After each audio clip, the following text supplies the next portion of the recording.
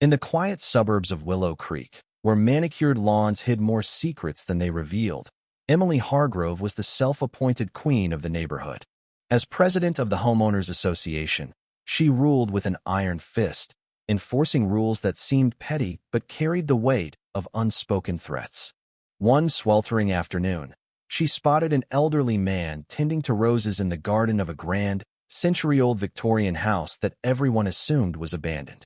That man was my Grandpa Joe, a retired judge named Joseph Harlan, who had lived there his whole life but kept to himself these days.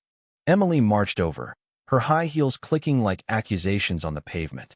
"This property's been empty for years. You're trespassing, old-timer. Get out before I call the cops," she barked, her voice dripping with entitlement. Grandpa Joe, with his weathered hands and calm demeanor, just smiled faintly. "Ma'am, this is my home. I've been watering these roses since before you were born." But Emily wasn't having it. She whipped out her phone and dialed 911, describing him as a suspicious vagrant lurking around an unused lot. The operator patched her through to the local judge on call for emergency warrants, none other than Judge Joseph Harlan himself. When Grandpa Joe's voice came through the line, steady and authoritative, Emily's face drained of color. "This is Judge Harlan speaking. How can I assist?"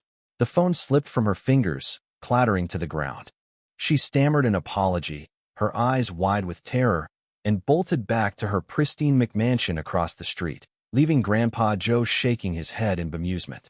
"I'm Alex, a third-year law student specializing in forensic science, and I was visiting Grandpa that weekend. We'd turned the old Victorian into a makeshift lab for my studies, complete with UV lights and chemical analyzers." As I watched Emily flee, something nagged at me. Her heavy makeup couldn't hide the unnatural contours of her face, like it had been sculpted poorly. And there was that acrid chemical smell clinging to her, sharp and unnatural, mixed with the fear in her eyes. Grandpa suggested we let it go, but I couldn't. This felt like the start of something darker. Digging into Emily's background that night, I uncovered red flags everywhere. She'd been HOA president for 3 years, buying her house outright with cash from unknown sources.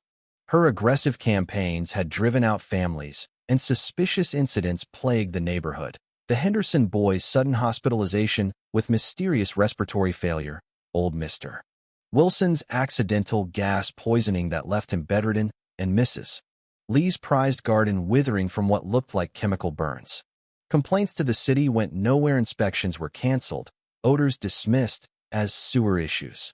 The local official, Michael Rivera, was conveniently on lavish vacations, his social media flaunting yachts and private jets that screamed corruption. Emily wielded influence like a weapon, intimidating neighbors into silence. Whispers called her a tyrant, but no one dared challenge her. I pushed deeper, using my forensic tools on a photo I'd snapped of her during the confrontation. Under UV light, faint scars emerged on her face, deliberate, surgical lines suggesting extensive reconstruction. Running it through facial recognition software from my university database, I hit paydirt, a 94.7% match to Victoria Slade, a notorious criminal convicted 7 years ago for orchestrating a high-end prostitution ring that blackmailed politicians and judges. Grandpa Joe had sentenced her to 15 years, but she'd been released early for good behavior. During the trial, she'd snarled at him, "You'll regret this, Judge. I'll come back as someone you won't recognize and make you pay." The pieces fit like a puzzle from hell. Victoria's cellmate had been Dr. Elena Park, a disgraced plastic surgeon known for helping fugitives vanish. The timeline matched: release from prison, then Emily Hargrove, appearing in Willow Creek with a new face and a vendetta. Grandpa confirmed it when I showed him the evidence. He pulled out a secret file from his days on the bench, threats she'd made, connections to underground networks. "I always knew she'd resurface," he admitted, his voice grave. "But not like this." Surveillance became our obsession. From the Victorian's attic, I watched unmarked vans pulling into Emily's driveway at odd hours, unloading crates that reeked of chemicals. I identified her accomplices: Dr. Lee Wei, a rogue chemist expelled from academia for unethical experiments; Robert Klein, a black market arms dealer; and Diego Sanchez, an ex-military explosives expert. Soil samples from the neighborhood, tested in my lab, revealed traces of binary agents harmless alone but deadly when mixed, precursors to phosgene gas, a silent killer used in chemical warfare. This wasn't just revenge, it was a full-blown operation. Emily Victoria had turned Willow Creek into a testing ground for domestic terrorism. Underground pipes snaked from her house to key spots, ready to disperse toxins.